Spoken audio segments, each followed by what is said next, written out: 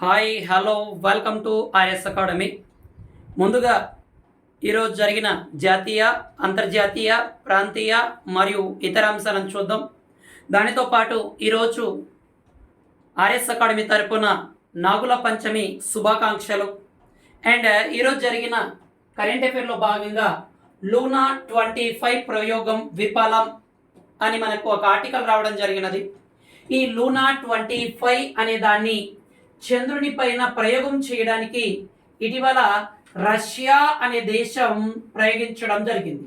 August 10వ తారీఖున ప్రయోగించడం జరిగినది రష్యా అనే దేశం.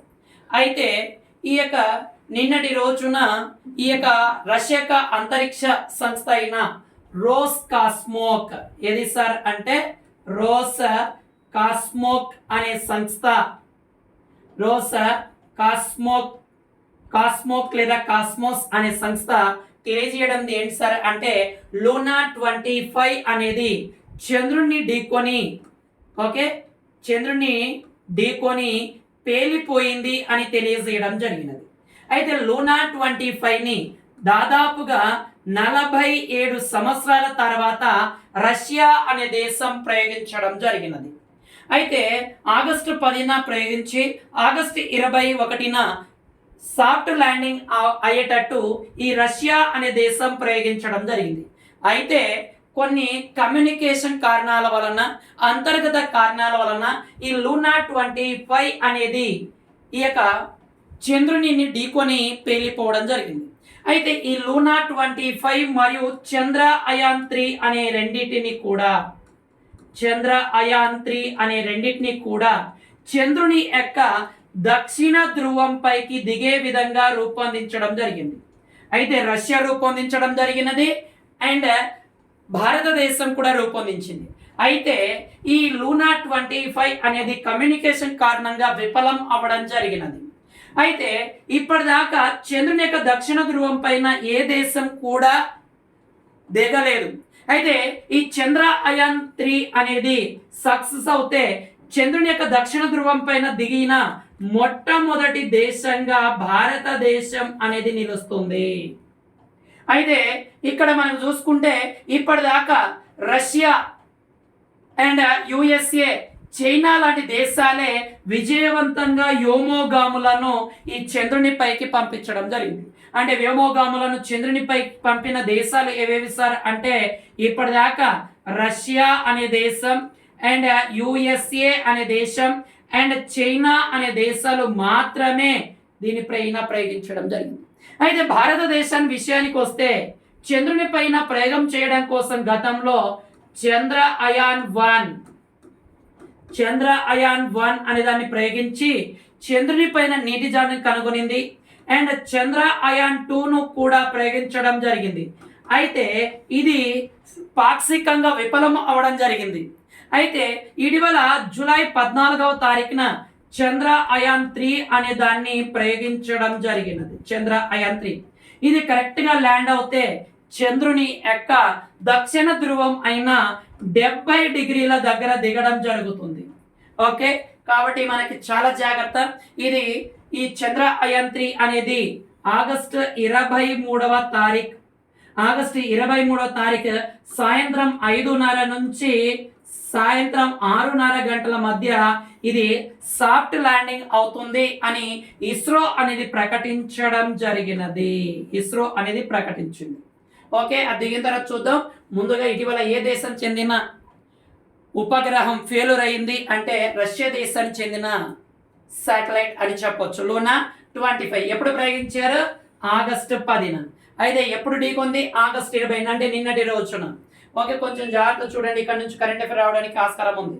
నెక్స్ట్, దేశంలోనే తొలి భారీ విద్యుత్ నిల్వల వ్యవస్థను ఏర్పాటు చేస్తున్నట్లుగా నైవేలి కార్పొరేషన్ లిమిటెడ్ చైర్మన్ అయిన మోటుపల్లి ప్రసన్న కుమార్ అనే వ్యక్తి తెలియజేయడం జరిగినది. అంటే దేశంలోనే భారీ విద్యుత్ వ్యవస్థను ఏర్పాటు చేయబోతున్నారు. ఎక్కడ ఏర్పాటు చేయబోతున్నారు సార్ అంటే ఎక్కడ ఏర్పాటు చేయబోతున్నారు సార్ అంటే ఈ యొక్క దక్షిణ అండమాన్ దక్షిణ అండమాన్. ఈ దక్షిణ అండమాన్ లో ఈ యొక్క ప్రభుత్వ రంగ సంస్థ అయిన Neyveli limited corporation limited, Neyveli ligament okay lignite corporation limited ఏర్పాటు చేయడం జరుగుతుంది. దీని యొక్క ఎండి ఎవరు సార్ అంటే మోటుపల్లి ప్రసన్న కుమార్ తెలియజేయడం జరిగినది. అయితే మనకి ఈ యొక్క ఇక్కడ దక్షిణ Andaman Neyveli limited corporation limited లో మొత్తం దేశంలోనే మొదటిసారిగా 8 మెగావాట్ల విద్యుత్ ఈ యొక్క భారీ నిల్వ సామర్థ్యం బ్యాటరీలను ఇక్కడ ఏర్పాటు చేయబోతున్నారు. అంటే ఈ యొక్క చూడండి మనకి భారీ ఎన్ని మెగావాట్లు, 8 మెగావాట్లు. నైవేలి లిగమైట్ కార్పొరేషన్ లిమిటెడ్ ఎండి ఎవరు సార్ అంటే మోటుపల్లి ప్రసన్న కుమార్. ఎక్కడ ఏర్పాటు చేయబోతున్నారంటే దక్షిణ అండమాన్. ఇది భారీ విద్యుత్ వ్యవస్థకు సంబంధించినదిగా చెప్పవచ్చు. మనకి నైవేలి అనే బొగ్గు గనులు ఓకే నైవేలి అనే బొగ్గు గనులు ఎక్కడ ఉన్నాయి సార్ అంటే తమిళనాడు రాష్ట్రంలో నైవేలి బొగ్గు గనులు అనేవి ఉండడం జరుగుతుంది. ఈ అండమాన్ అనేది చూసుకుంటే మనకి భారతదేశంలో ఎటువైపున బంగాళాఖాతంలో విస్తరించి ఉన్న అండమాన్ దీవులు దాదాపుగా 8,249 చదరపు కిలోమీటర్ల వైశాల్యంలో ఈ అండమాన్ నికోబార్ దీవులు అనేవి ఉండడం జరుగుతుంది. దీంట్లో మనకి అండమాన్ అండ్ నికోబార్ అనేవి ఉంటాయి. ఈ అండమాన్ లో north Andaman, middle Andaman, south Andaman, little Andaman అంటాం. ఈ సౌత్ అండమాన్ లోనే దీన్ని ఏర్పాటు చేయబోతున్నారు. ఇంకా నికోబార్లో అయితే కార్ నికోబార్ నుంచి గ్రేట్ నికోబార్ వరకు ఉండడం జరుగుతుంది మనకి. ఓకే కొంచెం జాగ్రత్త ఇక్కడ దీన్ని సేవ్ చేసుకోండి. నెక్స్ట్ కరెంట్ అఫైర్కి వెళ్ళిపోదాను. చిరుధాన్యాల ఎగుమతులలో భారతదేశంలో ఆంధ్రప్రదేశ్ అనే రాష్ట్రం ఎన్నవ స్థానంలో ఉంది సార్ అంటే 7వ స్థానంలో ఉండడం జరుగుతుంది. ఎన్నవ స్థానం ఉంది సార్ అంటే 7వ స్థానంలో. అయితే భారతదేశం 2022-23లో దేశం మొత్తంలో ఈ చిరుధాన్యం లేదా మిల్లెట్స్ అనేవి 169,049 మెట్రిక్ టన్నులు ఎగుమతి చేయడం జరిగినది. 2022-23లో ఈ యొక్క భారతదేశం నుంచి ఎగుమతి అయిన చిరుధాన్యాలు అంటే రాగులు, సజ్జలు ఇలాంటివి రావడం జరుగుతుంది. జాగ్రఫీ పరంగా మనకి ఇక్కడ నుంచి క్వశ్చన్ పడడానికి ఆస్కారం, జాగ్రఫీ అండ్ ఎకానమీ పరంగా. అయితే ఈ యొక్క మనకి చూసుకుంటే దేశంలో ఎగుమతులలో మొదటి స్థానంలో ఉన్న రాష్ట్రం ఏది సార్ అంటే మొదటి స్థానంలో గుజరాత్ అనే రాష్ట్రం, 2వ స్థానంలో మహారాష్ట్ర అండ్ 3వ స్థానంలో బీహార్ అండ్ 4వ స్థానంలో వెస్ట్ బెంగాల్, 5వ స్థానంలో తమిళనాడు అనేది ఉంది, 6వ స్థానంలో తెలంగాణ అనేది ఉంది. 2022-23లో తెలంగాణ నుంచి ఎగుమతి అయిన చిరుధాన్యాలు 1680.25 మిలియన్ టన్నులు ఎగుమతి అవగా 7వ స్థానంలో ఉన్న ఆంధ్రప్రదేశ్లో 1319.78 మిలియన్ టన్నులు అనేవి ఎగుమతి అవ్వడం జరిగినది. ఓకే కొంచెం జాగ్రత్తనన్న. ఇటీవల మనకి చిరుధాన్యాల ఎగుమతుల్లో ఎన్నవ స్థానం, అన్ని రకాల ఎగుమతుల్లో ఆంధ్రప్రదేశ్ ఎన్నవ స్థానంలో ఉందని చెప్పుకున్నాం. తెలంగాణ ఎన్నో స్థానంలో ఉంది కూడా గతంలో చెప్పుకున్నాం. ఇప్పుడు ఏంటంటే చిరుధాన్యాలు మిల్లెట్స్ ఎక్స్పోర్ట్ లో మనము ఓకే ఈ యొక్క తెలంగాణ 6వ స్థానం, ఆంధ్రప్రదేశ్ 7వ స్థానం, గుజరాత్, మహారాష్ట్ర, బీహార్, వెస్ట్ బెంగాల్, తమిళనాడు మొదటి 5 స్థానాలు ఉన్న ఇవి. అయితే భారతదేశ వ్యాప్తంగా 169,049 మిలియన్ మెట్రిక్ టన్నుల ఎగుమతులు అనేవి అవ్వడం జరిగినది. చాలా జాగ్రత్త. ఇక్కడ నుంచి జియోగ్రఫీ నుంచి లేదా ఎకానమీ నుంచి బిట్టుపడడానికి ఆస్కారం ఉండడం జరుగుతుంది మనకి ఈ దినం. ఓకే దాని తర్వాత నెక్స్ట్ కరెంట్ అఫైర్కి వెళ్ళిపోదాం. నౌకదళ అమ్ముల పొదిలో మరో బార్జ్. మనకి సైన్స్ అండ్ టెక్నాలజీ విభాగంలో భాగంగా ఈ యొక్క కరెంట్ అఫైర్ లో భాగంగా రావడం జరుగుతుంది. ఓకే మనకి నేవీలో ఇంకోటి రావడం జరుగుతుంది. ఏంటి సార్ ఒకసారి చూద్దాం. ఓకే భారత నౌకదళ అమ్ముల పొదిలో క్షిపణులు, మందుగుండు సామాగ్రి ఆయుధాలను భద్రపరిచే బార్జ్ అనే పేరుతో పిలుస్తాం. ఏమని పిలుస్తాం? బార్జ్. అంటే నౌకదళంలో ఉండే ఈ క్షిపణులను అండ్ మిసైల్స్ ని, మందుగుండు సామాగ్రి అండ్ ఆయుధాలను భద్రపరిచే దాన్ని మనం ఏమంటాం సార్ అంటే బార్జ్ అనే పేరుతో పిలుస్తాం. ఈ యొక్క మొత్తం బార్జ్ యాడ్ 76 అనేది చేరడం జరిగింది. ఏది సార్ అంటే యాడ్ 76 కి చేరడం జరిగింది. అయితే 8 బార్జుల తయారీకి 2021లో భారత నౌకాదళం విశాఖపట్నం చెందిన సీకాన్తో సంస్థతో ఒప్పందం చేసుకుంది. అంటే 2001లో ఓకే 2001లో మనకి ఈ యొక్క ఇండియన్ నేవీ ఫోర్స్ అనేది చూసుకుంటే విశాఖపట్నానికి చెందిన అంటే వైజాగ్ చెందిన సీకాన్ ఓకే సీకాన్ అనే సంస్థతో ఒప్పందం చేసుకుంది. ఏంటి సార్ అంటే 8 ఈ బార్జ్లను ఏర్పాటు చేయాలనే ఉద్దేశంతో. అయితే ఇందులో సిద్ధం చేసిన రెండో బార్జిని సీకాన్ ప్రయోగవంతంగా తూర్పు గోదావరి జిల్లా గుత్తెన దీవిలో సీకాన్ ప్రాజెక్ట్ లాంచ్ చేయడం జరిగినది. అంటే ఇది ఎన్నవది సార్ అంటే మనకి రెండవదిగా చెప్పడం జరుగుతుంది మనకి. ఓకే కాబట్టి చూడండి మనకి 2001లో Indian navy force and Visakhapatnam చెందిన సీకాన్ ఆర్గనైజేషన్ రెండు ఒప్పందం చేసుకున్నాయి. ఏది సార్ అంటే 8 ఈ యొక్క బార్జ్లను ఏర్పాటు చేస్తానని. అయితే ఈ యొక్క రెండవ బార్జ్ని ఇటీవల మనకి ఈ సీకాన్ అనే తూర్పు గోదావరి ఎక్కడ చేస్తారంటే గుత్తైన దీవిలో దీన్ని జల ప్రయోగం చేయడం జరిగినది. చాలా చాలా ఇంపార్టెంట్. ఇటీవల చూడండి మనము శనివారం రోజున వింధ్యాధరి గురించి చెప్పుకోవడం జరిగింది. వింధ్యాధరి ఇది భారతదేశం యొక్క స్వావలంబన చిహ్నం అనే పేరుతో కూడా చెప్పడం జరిగింది. ఎక్కడ సార్ అంటే మనకి కలకత్తా ఓకే కలకత్తా పోర్ట్లో దీన్ని తయారు చేయడం జరిగినది మనకి. ఓకే కొంచెం జాగ్రత్త వాటిని దీన్ని యాడ్ చేసుకొని చూడండి. సైన్స్ అండ్ టెక్నాలజీలో భాగంగా ఇక్కడ నుంచి క్వశ్చన్ పడడానికి ఆస్కారం ఉంది. ఓకే నెక్స్ట్ కరెంట్ అఫైర్ ఏంటి సార్ అంటే చోడవరంలో గ్రీన్ ఫీల్డ్ ఇథనాల్ ప్లాంట్ అనేది ఏర్పాటు చేయడం జరుగుతుంది. చాలా చాలా ఇంపార్టెంట్ అయినది నా గ్రీన్ ఫీల్డ్ ఇథనాల్ ప్లాంట్ ని ఎక్కడ ఏర్పాటు చేయబోతున్నారు సార్ అంటే చోడవరంలో ఏర్పాటు చేయబోతున్నారు. అయితే మనకి షుగర్ ఫ్యాక్టరీ రోజుకు 60 కిలోలీటర్ల ఉత్పత్తి సామర్థ్యంతో దీన్ని ఏర్పాటు చేయబోతున్నారు. పర్యావరణ అనుమతులు జారీ చేయడం జరిగింది కేంద్ర ప్రభుత్వం. అండ్ డిపిఆర్ తయారీ బీడ్లను ఆహ్వానించిన పరిశ్రమల శాఖ.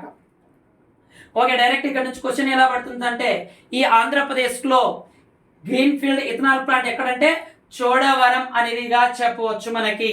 ఓకే దీనికి సంబంధించిన మనకి రోజుకి 60 లీటర్ల ఇథనాల్ ఉత్పత్తి చేసే విధంగా ఒక యూనిట్ ని ప్రారంభించడం జరుగుతుంది. అంటే డైలీ కూడా ప్రతిరోజు కూడా 60 కిలోలీటర్ల ఇథనాల్ ని ఉత్పత్తి చేసే విధంగా దీన్ని ఏర్పాటు చేయబోతున్నట్టుగా ఇచ్చేయడం జరిగినది. ఓకే మనకి దీనికి సంబంధించి ఈ యొక్క కన్సల్టేషన్ సంస్థల నుంచి బీడ్లను ఆహ్వానించే ప్రాజెక్ట్ ఎంతో వ్యయమవుతుంది అని, ముడి పదార్థాలు ఎంత అవసరం, ఆదాయం, రుణం పైన ఎంత కాలంలో తీర్చగలం, ఇలాంటివి ఇచ్చేయడం జరుగుతుంది. అయితే దీన్ని ఆగస్టు 28లోగా దాఖలు చేయవలసి ఉంది. కేంద్ర ప్రభుత్వం ముడి చమురు దిగుమతులు తగ్గించుకోవడానికి పెట్రోల్లో ఇథనాల్ మిశ్రమాన్ని కలిపి వినియోగించాలని నిర్ణయించడం జరిగింది. అయితే ఇప్పటికి లీటర్ పెట్రోల్లో 10% ఇథనాల్ కలుపుతుండగా మొత్తం 2025-26 సంవత్సరాలకి 20% పెంచాలని లక్ష్యంతో ఇది టార్గెట్ గా పనిచేస్తుంది. అంటే మనము ప్రజెంట్ ఈ పెట్రోల్లో 10% ఇథనాల్ ని వాడడం జరుగుతుంది.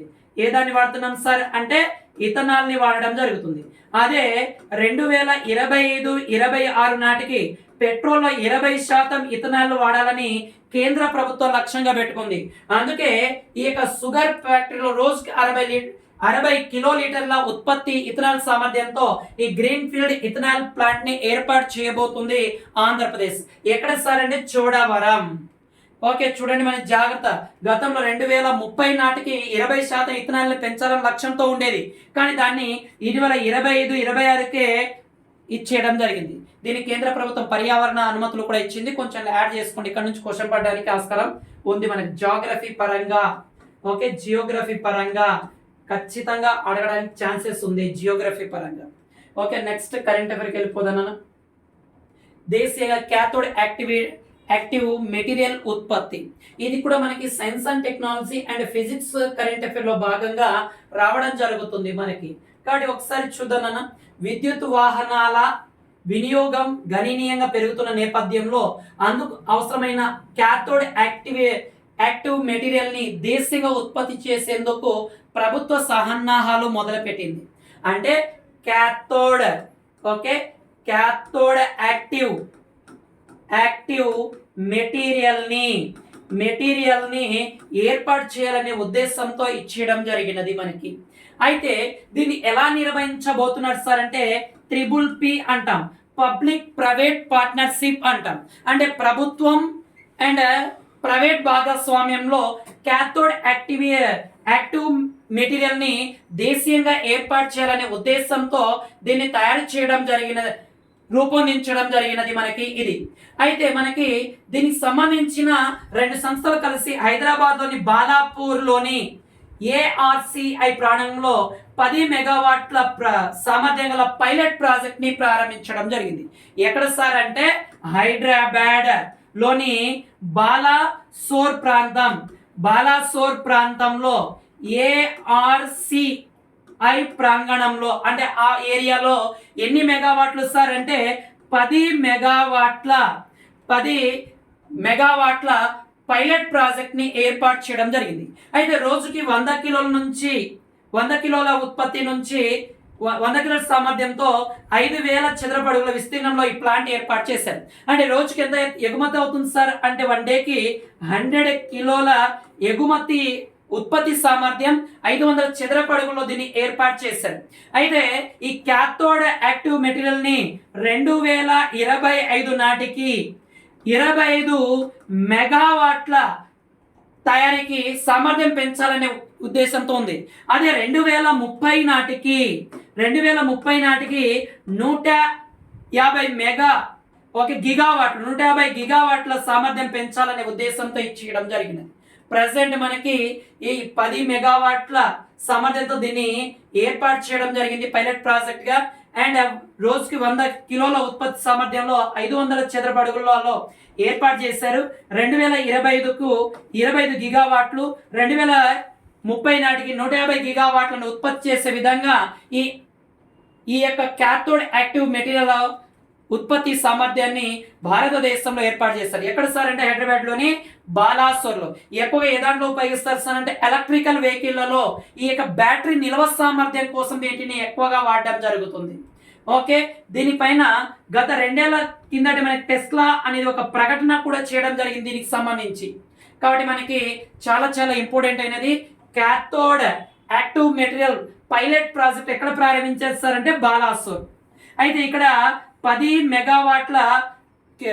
మెగావాట్ల ఉత్పత్తి అనేది అవుతుంది. అయితే ఈ రోజుకి ఇక్కడ 100 కిలోల ఉత్పత్తి సామర్థ్యం ఇది అవుతుంది. ఇది 500 చదరపు అడుగులో ప్రారంభించారు. అయితే 2025కి ఎన్ని గిగావాట్లు సార్ అంటే 25. 2030 నాటికి 150 గిగావాట్లను ఉత్పత్తి చేసే విధంగా దీన్ని ఇచ్చేయడం జరిగినది మనకి. ఈ పైలట్ ప్రాజెక్ట్ ఎక్కడంటే బాలాసోర్. కొంచెం జాగ్రత్తగా నీట్గా రాసుకోండి, ఇక్కడ నుంచి క్వశ్చన్ పడడానికి ఆస్కారం ఉంది. అండ్ ఇక్కడ నుంచి చూడండి మనకి పాలిటిక్ కరెంట్ అఫైర్ లో భాగంగా రాజ్యాంగ సవరణ చేయాలని కేంద్రం చూస్తుంది.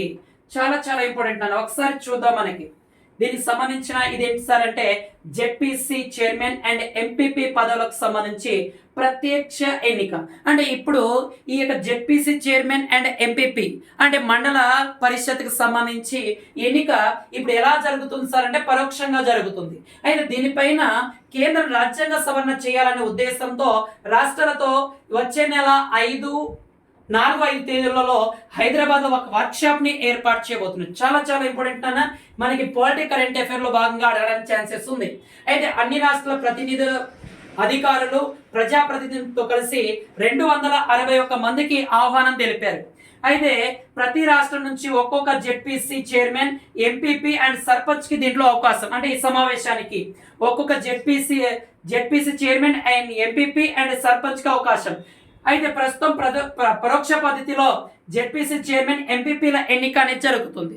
అంటే మనం ఎన్నుకున్న ఈ మెంబర్స్ సభ్యులు అనే వాళ్ళు ఈ చైర్మన్లను ఈ మండల పరిషత్కు సంబంధించి వాళ్ళని ఎన్నిక చేయడం జరుగుతుంది. ఎలాగా? పరోక్షంగా మనం ఓటు వేయం కాబట్టి. అయితే దీనికి సంబంధించి రాజ్యాంగ సవరణ చేయాలనే ఉద్దేశంతో ఇది చేయడం జరిగింది. అయితే దీనిపైన కేంద్రం రాజ్యాంగంలోని గ్రామీణ స్థానిక సంస్థల ఎన్నికల ఉద్దేశించి 244 సి క్లాస్ 5B సవరణ చేయాలని చూడడం జరుగుతుంది. చూడండి అన్న, article 243 sub clause C clause 5Bకి ఏం చేయాలనుకుంటుంది? మనకి సవరణలు చేయాలనుకుంటుంది. చాలా చాలా important. 243 sub clause C and clause 5Bకి సవరణలు చేయాలనే ఉద్దేశంతో ఈ వచ్చే నెల అంటే సెప్టెంబర్ 4-5 తేదీలలో హైదరాబాద్లో జాతీయ స్థాయి వర్క్షాప్ ని ఏర్పాటు చేయడం జరుగుతుంది మనకి. అయితే దీనికి సంబంధించి కేంద్ర పంచాయతీరాజ్ శాఖ సెక్రటరీ జనరల్ అయిన చంద్రశేఖర్ కుమార్ అన్ని రాష్ట్రాల ప్రధాన కార్యదర్శులకి పంచాయతీ శాఖ విభాగాలకు లేఖను పంపించడం జరిగినది. అయితే దానికి సంబంధించి కేంద్ర సవరణ చేసిన సగం రాష్ట్రాల ఆమోద తర్వాతే అమల్లోకి. అంటే మనకి ఒక ప్రత్యేక బిల్లు కాబట్టి ఇది సగం రాష్ట్రాలు అంటే భారతదేశంలో పార్లమెంట్ ఆమోదించిన తర్వాత దానితో పాటు సగం కంటే ఎక్కువ రాష్ట్రాలు అంటే సగం కంటే ఎక్కువ రాష్ట్రాలు ఆమోదిస్తే ఈ యొక్క బిల్ అనేది అమల్లోకి వస్తుంది. దేశమంతటా జెడ్పీసీ చైర్మన్ అండ్ ఎంపీపీ పదవులకు ప్రత్యక్ష ఎన్నికల విధానంలో ఎన్నుకునేలా రాజ్యాంగ సవరణ చేసి అది అమల్లోకి రావాలంటే సగం పైగా రాష్ట్రాల ఆమోదం తెలపాలని పంచాయతీ శాఖ అధికారులు చెప్పారు. ఇటీవల చూడండి జిఎస్టీ బిల్ అనేది కూడా ఆమోదం తెలిపింది. పార్లమెంట్ ఆమోదించిన తర్వాత సగం కంటే ఎక్కువ రాష్ట్రాలు ఆమోదించిన తర్వాతే జిఎస్టీ బిల్ అనేది అమల్లోకి వచ్చింది. అలాగే ఈ జెడ్పీసీ చైర్మన్ అండ్ ఎంపీపీ పదవులు ప్రత్యక్ష ఎన్నికలు రావాలంటే సగం కంటే ఎక్కువ రాష్ట్రాలు ఆమోదిస్తేనే ఇది రావడం జరుగుతుంది. అయితే రాష్ట్రం నుంచి 9 మంది, అన్ని రాష్ట్రాల నుంచి 261 మంది ఈ వర్క్షాప్ లో పాల్గొననున్నారు. అయితే గతంలో మనకి 1995కు ముందు ఈ రాష్ట్రంలో పదవులన్నీ కూడా ప్రత్యక్ష ఎన్నికలే జరిగేవి. అయితే చూద్దాం ఒకసారి. జెడ్పీటీసీ ఎంపీటీసీ ఎన్నుకునే పద్ధతి ప్రజెంట్ పరోక్ష పద్ధతిలో ఉంటే 1995కు ముందు కొంతకాలం ఆంధ్రప్రదేశ్లో పదవులు ప్రజలే ఎన్నుకునే విధంగా నేరుగా ఉండేది. అయితే స్థానిక సంస్థ ప్రత్యేక అధికారులు 1994లో కేంద్రం తీసుకొచ్చిన 73-74 రాజ్యాంగ సవరణల సందర్భంగా ఎన్నికల విధానంలో మార్పులు వచ్చి ఈ యొక్క ఏం చేస్తారు సార్ అంటే పరోక్ష పద్ధతిలో ఎన్నుకునేలాగా చాలా రాష్ట్రాల్లో బ్లాక్ డెవలప్మెంట్ ఆఫీసర్ BDOలను ఏర్పాటు చేశారు మనకి. అయితే రాష్ట్రాల్లోని పంచాయతీరాజ్ శాఖ శిక్షణ ప్రతినిధులు వర్క్షాప్ లో పాల్గొనాలని కూడా సూచించడం జరిగినది. చాలా చాలా ఇంపార్టెంట్.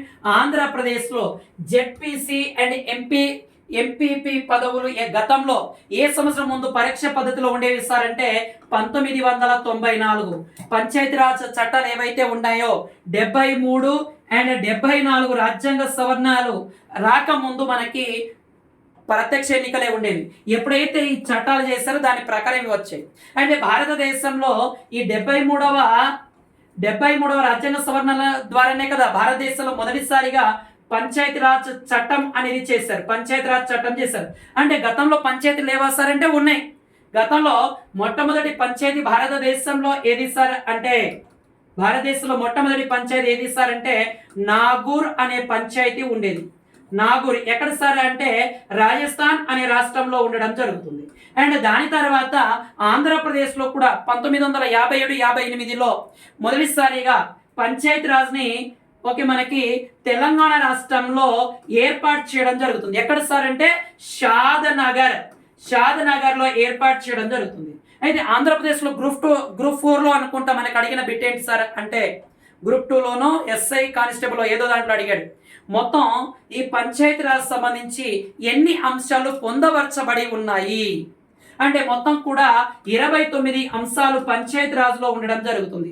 రాజ్యాంగ సవరణ చేస్తే ఈ జెడ్పీసీ అండ్ ఎంపీపీ పదవులకు కూడా ప్రత్యక్ష ఎన్నికలు అనేవి ఉండడం జరుగుతుంది. ఓకే, మొట్టమొదటిసారి 1994 చట్టం ప్రకారం భారతదేశంలో మొట్టమొదటి పంచాయతీరాజ్ చట్టం చేసుకున్న రాష్ట్రం ఏది సార్ అంటే కర్ణాటక రాష్ట్రం. ఓకే, కొంచెం జాగ్రత్తనే, ఇవన్నీ కూడా మనకి ఈ చట్టాల ప్రకారం వేరు. ఇది మన పార్లమెంట్ ఆమోదించిన తర్వాత చట్టాలు. అంతకుముందు మనం మామూలుగా మొదటి పంచాయతీ అండ్ ఆంధ్రప్రదేశ్లో పంచాయతీ ఇవన్నీ వేరు. కానీ ఇక్కడ మన చట్టం ప్రకారం చెప్పుకుంటున్నాం. కాస్త లింకప్ చేసుకొని చదువుకోండి. మనకి నెక్స్ట్ కరెంట్ అఫైర్కి వెళ్ళిపోదాం. ఈ యొక్క మనకి భారతదేశానికి సంబంధించి ఇటీవల భారతదేశంలో 2023లో జరగబోయే స్పోర్ట్స్ సంబంధించిన అంశాలు ఏంటంటే ఈ యొక్క వరల్డ్ కప్ అనేది నిర్వహించబోతున్నారు. దానికి సంబంధించి ప్రపంచ కప్ మస్కట్లను రిలీజ్ చేయడం జరిగింది. ఏది సార్ అంటే ఐసిసి. అవి ఏంటి సార్ అంటే ఈ యొక్క మస్కట్లను రిలీజ్ చేయడం జరిగింది. అండర్ 19 ప్రపంచ కప్ గెలిచిన కెప్టెన్ షాఫాలి వర్మ, యశల్ దుల్ దీంట్లో పాల్గొనడం జరిగింది. దీంట్లో భాగంగా పురుష క్యారెక్టర్లను అండ్ మహిళా క్యారెక్టర్లను ఏర్పాటు చేయడం జరిగింది. అయితే దీంట్లో పురుష క్యారెక్టర్లు ఏంటి సార్ అంటే బ్యాటర్ అంటే బ్యాట్ ని పట్టుకున్నాడు కదా బ్యాటర్. అదే మహిళా క్యారెక్టర్ ఏంటి సార్ అంటే బౌలర్ గా దీన్ని రూపొందించడం జరిగింది. ఇంకా వీటికి పేర్లు పెట్టలేదు, చాలా చాలా ఇంపార్టెంట్. ఐసీసీ మనకి అంతర్జాతీయ cricket council, international cricket council ఏం చేసింది సార్ అంటే ఒక మస్కట్ 2023లో భారతదేశంలో జరిగే ప్రపంచ కప్ కి మస్కట్లు రిలీజ్ చేసింది. అది ఏంటి సార్ అంటే మేల్ అండ్ ఫిమేల్. ఈ మేల్ అనేది బ్యాటర్ గా, ఫిమేల్ అనేది బౌలర్ గా దీన్ని రూపొందించడం జరిగినది. అయితే దీనికి ఇంకా పేరు అనేది పెట్టలేదు. అయితే దీనికి సంబంధించి ఓటింగ్ అనేది ప్రవేశపెట్టారు. 27లోగా ఓటింగ్ చేయాలని కూడా కోరడం జరిగింది. అయితే ఒక్కొక్క క్యారెక్టర్ 3 ఆప్షన్లు ఇవ్వడం జరిగింది. బ్యాటర్ మస్కట్ కోసం ట్యాంక్ అండ్ బాస్ బ్లిడ్జెట్ ఒక్కొక్క దానికి అండ్ బౌలర్ కి మస్కట్ కి బ్లెజ్ అండ్ ఎక్స్ అండ్ పైరా అనే పేర్లను ఒకదాని పెట్టడం జరిగింది. అంటే అమ్మాయిలకి పెట్టారు, అబ్బాయిలకు పెట్టారు. కానీ ఓటింగ్ ప్రవేశపెట్టారు కదా, ఓటింగ్ మనకి ఆగస్టు 27న వస్తుంది. ఆ రోజున ఆ పేర్లు ఏంటో చూసుకుందాం. అంతవరకు దీన్ని నీట్గా రాసుకుని ఒక 2 లైన్ గ్యాప్ ఉంచుకోండి. అక్కడ మనం నీట్గా ఇచ్చేసుకుందాం. నెక్స్ట్ కరెంట్ అఫైర్కి వెళ్ళిపోదాను. స్పోర్ట్స్ విభాగంలో భాగంగా స్వర్ణంతో ప్యారిస్ ఒలింపిక్లో మనం గత వారం రోజులుగా ఏదో ఒక స్పోర్ట్స్ సంబంధించిన మాట్లాడుతూ వస్తున్నాం. దాంట్లో భాగంగా ఇటీవల ప్యారిస్లో మనకు జరిగినది ఏంటి సార్ అంటే ఒలింపిక్లో భాగంగా ప్యారిస్ ఒలింపిక్ మొహాలీ ఎన్నికవడం జరిగింది. అయితే భారత యువ shooter Mohali shoes world championship లో పసిడిని సొంతం చేసుకోవడం జరిగింది. అజర్బైజాన్ లో జరిగిన బాకు అనే ప్రాంతంలో జరిగిన ఈ టోర్నీలో 10 మీటర్ల ఎయిర్ పిస్టల్ ఈవెంట్ లో స్వర్ణ పతకం రావడం జరిగింది. అంటే ఇటీవల అజర్బైజాన్ లో జరిగిన బాకులో జరిగినది 10 మీటర్ల ఎయిర్ పిస్టల్లో ఈ యొక్క మెహులకి స్వర్ణ పతకం రావడం జరిగింది. అండ్ ఈమె ప్యారిస్ ఒలింపిక్ కి ఎన్నికవ్వడం జరిగింది. అండ్ దాని తర్వాత మనకి ప్రపంచ కప్ స్టేజ్ ఈవెంట్ లో ఈ యొక్క భారతదేశం డబుల్ ధమాకా కొట్టడం జరిగింది. అయితే ఏంటి సార్ అంటే మహిళల పురుషుల కాంపౌండ్ జట్ల స్వర్ణ పతకాలు సాధించడం జరిగింది. అయితే మహిళల కాంపౌండ్ టోర్నీలలో ఈ యొక్క స్వర్ణ పతకాలు సాధించింది ఎవరు సార్ అంటే జ్యోతి సురేఖ, అతిథి గోపీచంద్, ఫర్నీతి కౌర్ అనే వాళ్ళు. ఫర్నీతి, అతిథి అండ్ జ్యోతి సురేఖ స్వర్ణ పతకాన్ని సాధించడం. పురుషుల విభాగంలో ప్రథమేష్ అండ్ ఓజస్ ప్రవీణ్, అభిషేక్ అనేది కాంపౌండర్ ప్రపంచ కప్ ఆర్చర్లుగా ఈ యొక్క స్వర్ణ పతకాలు సాధించడం జరిగింది. కొంచెం జాగ్రత్త రాసుకోండి. ఎక్కడి నుంచి ఏ క్వశ్చన్ పడుతుందో తెలియదు, కానీ స్పోర్ట్స్ నుంచి ఒక మార్క్ వస్తుంది. ముఖ్యంగా ఎస్ఐ కానిస్టేబుల్ వాళ్ళు జాగ్రత్త, ఇక్కడ నుంచి క్వశ్చన్ పడడానికి ఆస్కారం ఉంది. నెక్స్ట్ కరెంట్ అఫైర్కి వెళ్ళిపోదానన్న. భారత బంగారు గురి స్వర్ణ పతకాలతో భారత pistol shooter Esha Singh and Manu Bhaker, rhythm Sangwan అనే వాళ్ళు స్వర్ణ పతకాన్ని సాధించడం జరిగింది. ఒకసారి చూద్దాం. మహిళల 25 మీటర్ల పిస్టల్ టీమ్ ఈవెంట్ లో ఈషా సింగ్ బృందానికి స్వర్ణ పతాకం. ఎవరు సార్ అంటే ఈషా సింగ్, మాను బాకర్, రితం సాంగ్వాన్ అనే వాళ్ళు 25 మీటర్ల పిస్టల్ టీంలో స్వర్ణ పతాకాన్ని సాధించడం జరిగినది. స్వర్ణ పతాకాన్ని సాధించడం జరిగింది. అయితే మనకి పురుషుల 50 మీటర్ల ఈవెంట్ లో ఈ యొక్క రైఫిల్ 3 పొజిషన్ టీమ్ ఈవెంట్లో భాగంగా మనకి ఎవరెవరికి వచ్చింది సార్ అంటే మనకి అఖిల్ శర్వాన్, ఐశ్వరి ప్రతాప్ సింగ్ తోమర్, నీరజ్ కుమార్లకు ఈ యొక్క 50 మీటర్ల విభాగంలో ఈ యొక్క మెడల్ రావడం జరిగింది. అండ్ నెక్స్ట్ చూసుకుంటే మనకి స్పోర్ట్స్లో భాగంగా తొలిసారిగా మహిళల ప్రపంచ కప్ ఫుట్బాల్ని ఈ యొక్క స్పెయిన్ అనే దేశం సొంతం చేసుకోవడం జరిగినది. చాలా చాలా ఇంపార్టెంట్ అయినది నాన్న చూడండి మనకి. ఓకే, ఈ యొక్క ఆస్ట్రేలియాలో ఈ యొక్క తొలిసారిగా ప్రపంచ ఫుట్బాల్ కప్ అనేది జరిగింది. దీంట్లో ఇంగ్లాండ్ అనే టీంని ఓడగొట్టి ఇంగ్లాండ్ అనే టీం పైన స్పెయిన్ అనే దేశం తొలిసారిగా ఈ యొక్క ప్రపంచ ఫుట్బాల్ టైటిల్ ని సొంతం చేసుకోవడం జరిగినది. ఓకే, ఈ దాని తర్వాత మనం చూసుకుంటే ఛాంపియన్ గా స్పెయిన్ నిలవడం జరిగింది. ఓకే, దాని తర్వాత మనకి పురుషుల అండ్ మహిళల ప్రపంచ కప్ టైటిల్ ని గెలుపొందిన దేశంగా స్పెయిన్ గుర్తింపు పొందడం జరిగినది. అయితే పురుషుల జట్టు 2010లో ఈ ప్రపంచ కప్ గెలిచింది. అంటే ఈ ప్రపంచ ఫుట్బాల్ కప్ అనేది 2010లో పురుషులది గెలిచింది. 2023లో దీన్ని స్పెయిన్ మహిళల ప్రపంచ ఫుట్బాల్ కప్ అనేది గెలిచింది. ఓకే, కొంచెం జాగ్రత్త ఇక్కడ నుంచి ఇచ్చేసుకున్నాను మనకి. అండ్ ఓవరాల్ ఛాంపియన్ గా V3 మనకి ఇటీవల చూడండి భువనేశ్వర్లో ఈ యొక్క నేషనల్ అక్వాటిక్ ఛాంపియన్షిప్ గ్రూప్ 1 అనే విభాగం సీనియర్ అండ్ జూనియర్ల ఇదనే జరుగుతుంది. అయితే దాంట్లో భాగంగా మనకి జార్ఖండ్ చెందిన ఒక స్వర్ణ పథకం సాధించాడు. అయితే ఈ రోజు చూసుకుంటే మనకి ఒకే స్విమ్మర్ అయిన V3 ఓవరాల్ గా ఛాంపియన్షిప్ గా నిలవడం జరిగింది. ఇప్పటికే 4 స్వర్ణాలు నెగ్గిన ఈమె ఆదివారం 200 మీటర్ల ప్రిస్టల్ లో వెండి పథకాన్ని ముద్దాడడం జరిగినది మనకి ఈమె. కాబట్టి కొంచెం జాగ్రత్త, ఓవరాల్ ఛాంపియన్షిప్ ఏమో మొత్తం 4 పథకాలు సాధించడం జరిగినది. ఓకే, చాలా జాగ్రత్త. ఈమె ఇది sub junior and junior aquatic championship లో భాగంగా ఈమె గ్రూప్ 1 బాలికల్లో పథకం సాధించింది. అండ్ నెక్స్ట్ కరెంట్ అఫైర్ లో భాగంగా అమెరికా చైనా చాలా చాలా ఇంపార్టెంట్ నాన్న. ఎకానమీలో భాగంగా ఇక్కడ నుంచి కరెంట్ అఫైర్ అనేది రావడానికి ఛాన్సెస్ ఉండడం జరుగుతుంది. అంటే 2022లో సంపద పెరిగిన దేశాలు, సంపదను కోల్పోయిన దేశాలు. అయితే 2022 డేటా ప్రకారం ఈ ఆర్టికల్ ప్రకారం చెప్తున్నాను, మొత్తం చాలా ఉంది మనకి. ఈ ప్రపంచవ్యాప్తంగా 2008లో ఆర్థిక మాంద్యం అనేది వచ్చింది. దాని తర్వాత 2022లో చాలా దేశాలు ఆర్థిక సంక్షోభాన్ని ఎదుర్కోవడం జరిగింది. దాని తర్వాత ఈ యొక్క ఏంటి సార్ అంటే సంపదను దేశాలు పెంచుకున్న దేశాలు, సంపద పెరిగిన దేశాల్లో భాగంగా మొదటి స్థానంలో ఏది ఉంది సార్ అంటే బ్రెజిల్ అనే దేశం ఉండడం జరుగుతుంది. ఎంత సార్ అంటే $1.10 ట్రిలియన్ ఉండడం జరుగుతుంది. రెండవ స్థానంలో భారత్ అనే దేశం ఉండడం జరుగుతుంది. అంటే మన భారతదేశం $0.68 ట్రిలియన్ ఉండడం జరుగుతుంది. అండ్ మూడవ స్థానంలో మెక్సికో అనే దేశం అనేది ఉండడం జరుగుతుంది. $0.65 ట్రిలియన్ ఉండడం జరుగుతుంది. అండ్ నాలుగవ స్థానంలో రష్యా అనే దేశం ఉంది, $0.66 ట్రిలియన్ ఉంది. ఐదవ స్థానంలో మనకి ఏది ఉంది సార్ అంటే ఆస్ట్రేలియా. ఈ యొక్క తన ఇదనేది -$1.00 ట్రిలియన్ ఇదనేది ఉండడం జరుగుతుంది. అతి తక్కువగా వృద్ధి నమోదైన దేశాలలో USA -$5.90 ట్రిలియన్ అనేది ఉండడం జరుగుతుంది. ఇంకా చివరి నుంచి జపాన్ అనేది రెండవ స్థానంలో -2.50 అండ్ చైనా అనేది 1.50 అండ్ కెనడా అనేది $1.020 ట్రిలియన్ అనేది ఉండడం జరుగుతుంది. కొంచెం జాగ్రత్త. ఇటీవల భారతదేశంలో సంపద పెరుగుతూ వస్తుంది. దాంట్లో భాగంగా అత్యంత సంపన్న దేశాలైన America and Japan, China and Canada అనే చివరి స్థానంలో ఉండగా మొదటి స్థానంలో బ్రెజిల్, భారత్, మెక్సికో, రష్యా లాంటి దేశాలు ఉండడం జరుగుతుంది. 2022 డేటా ప్రకారం సంపద పెరిగిన దేశాల్లో భాగంగా ఇచ్చేయడం జరిగింది. అంటే మనకి 2008 ఆర్థిక మాంద్యము, 2022 ఆర్థిక సంక్షోభం కారణంగా ఈ డేటాను ప్రకటించడం జరిగింది. దాని ప్రకారం చెప్పుకుంటుంది.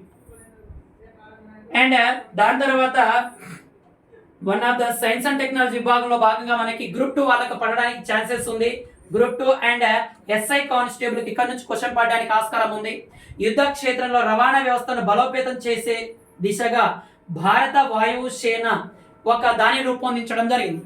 దాన్ని ఏమంటాం సార్ అంటే హెవీ డ్రాప్ సిస్టమ్ అనే పేరుతో పిలవడం జరుగుతుంది. అంటే మనకి ఈ యొక్క డ్రోన్ ద్వారా వాళ్ళకి కావలసిన రక్షణ సామాగ్రిని ఒక చోటు నుంచి ఇంకో చోటుకి వెళ్ళే విధంగా ఏం చేస్తారు సార్ అంటే హెవీ డ్రాప్ సిస్టమ్ ని రూపొందించడం జరిగినది. ఎవరు సార్ అంటే ఇండియన్ ఎయిర్ ఫోర్స్ దీన్ని రూపొందించడం జరిగినది. అంటే యుద్ధ విమానం ద్వారా పారాచూట్లతో రక్షణ సామాగ్రిని కిందికి జారవిడించడం జరుగుతుంది. అంటే ఏదైనా ఫ్లైట్లు దిగని ప్రదేశాలలో ఈ యొక్క పారాచూట్ల ద్వారా ఆ రక్షణ సామాగ్రి దాంట్లో నింపి కిందికి పడడం జరుగుతుంది. దాన్ని ఏమంటాం సార్ అంటే హెవీ డ్రాప్ సిస్టమ్. దీన్ని ఎవరు తయారు చేస్తారు సార్ అంటే ఇండియన్ ఎయిర్ ఫోర్స్ అనే వాళ్ళు దీన్ని తయారు చేయడం జరిగినది. ఓకే, చాలా చాలా ఇంపార్టెంట్. నెక్స్ట్ మనకి మన రోడ్ల పైన తొలి హైడ్రోజన్ బస్. ఓకే, చాలా చాలా ఇంపార్టెంట్ అయినది కానీ మన రోడ్ల పైన తొలి హైడ్రోజన్ బస్ ఒకసారి చూద్దాం. దేశీయ రహదారుల పైన తొలి హైడ్రోజన్ సెల్ బస్సులు అనేవి తెలియనుంది. కేంద్రపాలిత ప్రాంతమైన లదాఖ్లోని అయిన లేహ్లో హైడ్రోజన్ సెల్ ఇంధనంగా వినియోగించే బస్సును ప్రయోగాత్మకంగా పరుగులు తీయడం జరిగింది. ఉదాహరణకి ఎక్కడ సార్ అంటే లదాఖ్ అనే కేంద్రపాలిత ప్రాంతంలోని ఏ ప్రాంతం సార్ అంటే మనకి లేహ్ అనే ప్రాంతంలో ఈ యొక్క తొలి హైడ్రోజన్ బస్ అనే దాన్ని ప్రయోగాత్మకంగా ఇచ్చేశారు. అయితే మనకి ఈ యొక్క దేశీయ విద్యుత్ సంస్థ అయిన ఎన్టీపీసీ దీన్ని ప్రారంభించింది. ఎవరు ప్రారంభించారు sir? NTPC, national thermal power corporation అనే సంస్థ దీన్ని ప్రారంభించడం జరిగింది. అంటే కాలుష్యాన్ని తగ్గించే విధంగా హైడ్రోజన్ ఫ్యూయలింగ్ స్టేషన్ ను సౌర విద్యుత్ ప్లాంట్లను ఏర్పాటు చేసి దీన్ని ఇచ్చేయడం జరిగింది. అయితే లేహ్ నుంచి పట్టణాల మధ్య రాకపోకలకి 5 ఫ్యూయల్ సెల్ బస్లను ఈ యొక్క సంస్థ అందిస్తుంది. 3 నెలల పాటు అనంతరం హైడ్రోజన్ బస్ను లేహ్ చేరుకొని 0 డిగ్రీల ఉష్ణోగ్రత ప్రాంతాల్లో నడిచే విధంగా ఈ బస్సులను ఏర్పాటు చేశారు. ఎక్కడ సార్? 0 డిగ్రీల ఉష్ణోగ్రత ఉండే ప్రాంతాల్లో దీన్ని ఏర్పాటు చేయండి. కొంచెం జాగ్రత్త దీన్ని లింకప్ చేసుకొని చూడండి నేను. అండ్ చైనా సైనిక విన్యాసం చూడండి, చాలా చాలా ఇంపార్టెంట్ అయినది నాన్న. ఇక్కడ నుంచి క్వశ్చన్ అనేది పడుతుంది. ఇటీవల చైనా అనే దేశం నుంచి ఈ యొక్క తైవాన్ అనే దేశం స్వాతంత్రం పొందింది. అయితే దానిలో భాగంగా తైవాన్ ఉపాధ్యక్షుడు ఇటీవల ఎక్కడ పర్యటించాడు సార్ అంటే ఈ యొక్క అమెరికా అండ్ కొన్ని దేశాల్లో ప్రయాణించడం జరిగింది. ఇటీవల చూడండి మనకి తైవాన్ ఉపాధ్యక్షుడు విలియం లాయ్. ఎవరు సార్? మనకి విలియం లాయ్ అనే వ్యక్తి ఇటీవల ఎక్కడ పరాగ్వే అనే దేశంలో పర్యటించాడు. పర్యటించి వస్తా యుఎస్ఏలోని శాన్ ఫ్రాన్సిస్కో ఎక్కడ మనకి న్యూయార్క్ సిటీలో దిగి అక్కడ బ్లూంబర్గ్ అనే సంస్థతో ఇంటర్వ్యూలో భాగంగా తైవాన్ అనే దేశం స్వతంత్రం సాధించిన స్వాతంత్ర దేశంగా ప్రకటించడం జరిగింది. అయితే దీనికి సంబంధించి ఈ యొక్క చైనా అనేది ఈ యొక్క తైవాన్ అనే దేశం చుట్టూ సైనిక విన్యాసాలు చేపట్టడం జరిగింది. ఇది యుద్ధ వాతావరణం కూడా ఇచ్చేసింది. గతంలో కూడా మనం దీనికి సంబంధించి ఇదని చూసాం. ఇటీవల చైనా అనే దేశం ఏ దేశం చుట్టూ సైనిక విన్యాసాలు చేసింది అంటే ఎక్కడ మనకి తైవాన్ అనే దేశం. తైవాన్ ఉపాధ్యక్షుడు విలియం లాయ్ అనే వ్యక్తి ఇటీవల పరాగ్వే అండ్ యుఎస్ఏ దేశంలో పర్యటించాడు. అక్కడ ఒక బ్లూంబర్గ్ ఇంటర్వ్యూలో తైవాన్ అనే దేశం ఒక స్వతంత్ర దేశంగా అవతరించిందని కూడా చెప్పడం జరిగింది. అండ్ నెక్స్ట్ కరెంట్ అఫైర్కి వెళ్ళిపోదాం నాన్న. Okay, startups. ఓకే, యుఎస్ఏలో స్థాపించిన స్టార్టప్లలో భారతదేశం అనేది విజయ పతాకాన్ని సాధించడం జరిగింది. అంటే ఈ యొక్క మనకి భారతదేశం నుంచి వలస వెళ్ళిన ఈ యొక్క వ్యక్తులు అక్కడే ఉండి మన ఇండియా నుంచి సంతానం వెళ్ళి వాళ్ళకు పుట్టిన బిడ్డలు అక్కడ ఏం చేస్తారు సార్ అంటే కంపెనీలను స్టార్ట్ చేసి అక్కడ ఈ యొక్క ఉద్యోగ అవకాశాలు కల్పించడం జరిగింది. అలాగా 2022లో యుఎస్ఏలో 582 యూనికా స్టార్టప్లు ఉండగా దాంట్లో 319 విదేశీ మూలాలు ఉన్న వ్యక్తులు స్థాపించినవి, ప్రవాస భారతీయులు ప్రారంభించినవి 66గా. అండ్ యూనికార్డ్ స్టార్టప్ సంఖ్యలో మొదటి 2 స్థానాల్లో భారత్, ఇజ్రాయెల్ ఉండడం జరుగుతుంది. అంటే చూడండి, మనకి ఈ దేశాల వారిగా యూనికార్న్ స్టార్టప్లు చూసుకుంటే ఇండియా నుంచి 66, ఇజ్రాయెల్ నుంచి 54 స్టార్టప్లు ఏర్పాటు చేయడం జరిగింది. 3వ స్థానంలో యునైటెడ్ కింగ్డమ్ అనేది 27, కెనడా 22, చైనా అనేది 21 ఉండడం జరుగుతుంది. అంటే యుఎస్ఏలో స్టార్టప్లు స్థాపించిన దాంట్లో ఈ యొక్క ఇండియా అనేది ఎంత ఉంది సార్ అంటే 66 స్టార్టప్లు స్థాపించగా, 2వ స్థానం ఇజ్రాయెల్ అనేది ఉంది. ఈ ఇజ్రాయెల్ అనేది ఎంత ఉన్నాయి సార్ అంటే మనకి 54 స్టార్టప్లు అనేవి ఉన్నాయి. అయితే ఇజ్రాయెల్, ఇండియా కలిపి మొత్తం 31% ఈ స్టార్టప్లు ఈ అమెరికాలో ఉండడం జరుగుతుంది. అంటే అక్కడ స్థాపించి అక్కడ ఉద్యోగ అవకాశాలు కల్పించిన దేశాలలో భారతదేశం మొదటి స్థానంలో ఉండడం జరుగుతుంది. దాంట్లో భాగంగా ఈ స్థాపించిన చూడండి Apoorva Mehta, Instacart, Mohit Aron, Nutanix, Cohesity and Ashutosh గారు, Bloomreach and Eightfold, AI, Arijit Singh, ThoughtSpot and Jyoti Bansal, AppDynamics అనే లాంటి కొన్ని రకాల సంస్థలు స్థాపించడం జరిగింది. ఓకే, ఇటీవల యుఎస్లో స్థాపించిన ఈ యొక్క యూనికార్న్ స్టార్టప్లలో భారతదేశమే మొదటి స్థానంలో ఉంది. 66 ఈ యొక్క స్టార్టప్లను స్థాపించడం జరిగినది. అంటే కంపెనీలో అక్కడ స్థాపించి ఉద్యోగ అవకాశాలు కల్పించిన వాటిలను. ఓకే, దాని తర్వాత నెక్స్ట్ కరెంట్ అఫైర్ ఇది ఈరోజు జరిగిన జాతీయ, అంతర్జాతీయ, ప్రాంతీయ మరియు ఇతర అంశాలు. ఏవైనా మిగిలిపోయిన అంశాలు ఉంటే రేపటి కరెంట్ అఫైర్లో చూద్దాం. ఓకే, ఆర్ఎస్ అకాడమీ, సాయి వసంత కాంప్లెక్స్, బిర్లా కాంపౌండ్, మీ స్వామి సార్. జై హింద్.